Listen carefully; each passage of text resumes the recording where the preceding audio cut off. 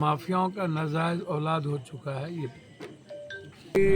जो एमएलए हैं, एमपी हैं, मंत्री। एक तो यहाँ के एमएलए, एमपी, मंत्री को सिवाय जाति के, सिवाय हिंदू मुसलमान के, सिवाय नफरत की भाषा के दूसरी बात आती ही नहीं है। तो ये कलकतिया नेता और दिल्लिया बम्बई नेता लूटेंगे, कहीं आएंगे या बीन बजा करके यहाँ पर से वोट ले लेंगे। तो पुलिस से बड़का गुंडा कोई होता है प्रशासन से। आखिर कब तक सर, कब तक ऐसे बिहार में चलता रहेगा कि जब तक पप्पू यादव नहीं पहुंचेंगे तब तक किसी को न्याय नहीं मिले? आज़ाद हिंदुस्तान के 57-58 के बाद क्या आज़ादी से जीने की, किसी को मुस्कुराने की, किसी के विचारों की स्वतंत्रता की, किसी की निजी लाइफ पर, जो मैं बार बार कहता हूँ, इस देश में 4 आदमी 4 वर्ग को जीने का राइट है। पूंजीपति, माफिया, अपराधी, पदाधिकारी और नेता। इस 4 के अलावे सिर्फ ताकतवर और अपराधी माफिया सिस्टम को रखेल बना लिया। माफियाओं का नाजायज औलाद हो चुका है ये व्यवस्था, ये सिस्टम। किसी भी मिडिल क्लास, कॉमन क्लास, आम आदमी को मुझे लगता है कि जीने की आज़ादी या आगे बढ़ने की आज़ादी इस बिहार में जो मैं देख रहा हूँ वो नहीं लगता है। हम लगातार ऐसी घटना सुबह से शाम एक दूसरे जात को नीचे दिखाना, एक दूसरे के धर्म को गाली देना, एक दूसरे के मजहब को गाली देना, कभी गीता पर सवाल करना, तो कभी कुरान पर करना, तो कभी रामायण पर करना, तो कभी भाषा पर करना। यानी सर बिहार में जिस तरह से अपराध बढ़ रहा है,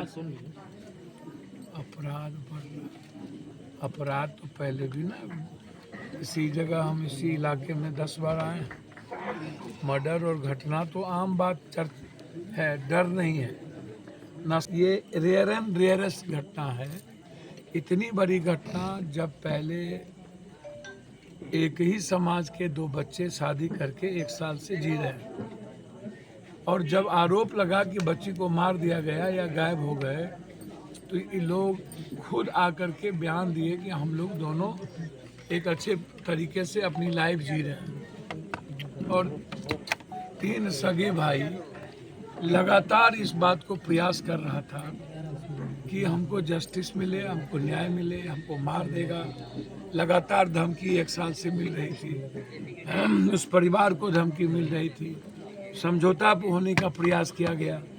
लेकिन जिस तरीके से लड़की के बड़े पापा लगातार दबंगई, उनके बारे में यह कहा जाता है कि इस इलाके में वो कई तरह के धंधों में इन्वॉल्व, और खुली छूट है, खुली आज़ादी है। समझ में नहीं आता, एक आदमी का तो या तो मंत्रिमंडल में सब लोग थे ना, हो 2-2 एमपी है ना, दबंग लोग हैं, उन्हीं के पार्टी के यहाँ विधायक हैं। और आज कोई जाति की बात होती तब देखते यहाँ कितना मोटरसाइकिल जुड़ जाता। विधायक जी के घर के पास भी गोली चला है। विधायक जी कल रात को गांव भी आए हैं, लेकिन अभी तक आए नहीं। 2 दिन हो गए उनको गांव। नहीं अभी एकमा में 6 बजे शाम में ब्लॉक परिसर में इंस्पेक्टर आवास के पास में, गांव में, उनके घर के पास में। भगवान बचाए ऐसे बहरूपियों से। ये जो 2-2 सांसद हैं, एक को तो ये जो जाति के आधार पर वोट डालिएगा तो रोपिएगा बबूल, खाइएगा खजूर, पैसा के आधार पर एमएलए का टिकट लीजिएगा, तो जब करोड़ों रुपया दे के टिकट लेंगे और फिर करोड़ों रुपया दे करके वोट खरीद के एमएलए बन जाएंगे, बम्बैया नेता, कोई दिल्लिया नेता, कोई कलकतिया नेता, हमको नहीं पता, ये हमारे नेता बता रहे। तो ये कलकतिया नेता और दिल्लिया बम्बई नेता लूटेंगे, कहीं आएंगे या बीन बजा करके यहाँ पर से वोट ले लेंगे तो ये तो गाय छप मलहम संसद में वह गाय छप मलहन कौन सी बोल रहे हैं, सांसद है यहाँ, गाय छप मलहन सांसद। अब ऐसे ऐसे सांसद चुनाव जीतेगा, फिर वो चुनाव लड़ने की तैयारी में, तो जनता यहीं की जनता ना वोट देते हैं। सरकार हमारी छपरा के लालू यादव जी मंत्री यहाँ पर हैं, तो इतने बड़े कि तो हम धरना प्रदर्शन। जिस तरह से परिजनों का आरोप है कि प्रशासन नहीं सुन रहा है, तो सर इसमें कहीं ना कहीं जो ये सरकार है, इस सरकार में प्रशासन ही सबसे बड़ा गुंडा है। अच्छा एक बात बोले, तो पुलिस से बड़का गुंडा कोई होता है प्रशासन से? टारगेट तय है बालू का, शराब से पैसा कमाना, पैसा वसूलना। 100 चोट लोहार का, 1 चोट 100 चोट सोनार का, 1 चोट लोहार का। आप भरोसा रखिए कि पुलिस पर कार्रवाई होगी और इसकी मजबूती से जांच होगी। अभी हम डीआईजी साहब से भी बात करेंगे, डीएसपी से भी बात करेंगे, डीजी से भी बात करेंगे, सीएम साहब के यहाँ भी इसकी जानकारी देंगे और अभी से लेकर के कल तक हम पूरे तरीके से इस पर कार्रवाई करवाने का प्रयास करेंगे।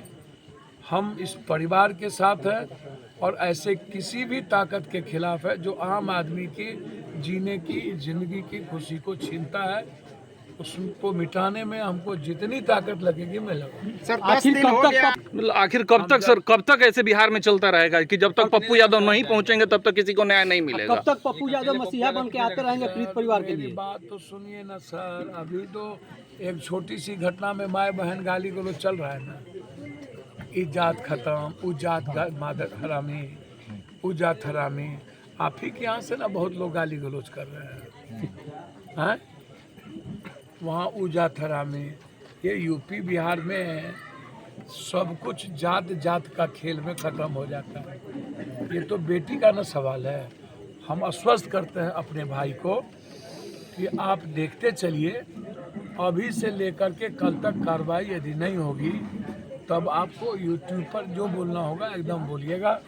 मैं आपको आश्वस्त करता हूं कि जितनी हमारी हैसियत है हम सब लगाएंगे और जरूरत पड़ेगी तो हम कौन ब्लॉक लाओ, एकमा ब्लॉक है, एकमा ब्लॉक है, इन्हीं का ब्लॉक है, और जरूरत पड़ेगी तो थाना के आगे पप्पू यादव बैठेगा। इसको आप भरोसा रखिए, पीछे मुड़ के नहीं देखेंगे इस बच्ची के न्याय के लिए। और इस माँ ने जिसने अपने बच्चों को 9 महीना कोख में रख कर के खोया है और एक परिवार पर जिस तरीके से दहशत का माहौल है, हम आ रहे थे तो गेट फाटक लगा रहा था, तो इतना डर एक गांव में और एक माफिया परिवार का, ये तो भाई विचित्र है। तो इसीलिए आप बेफिक्र रहिए, हमको काम करने दीजिए।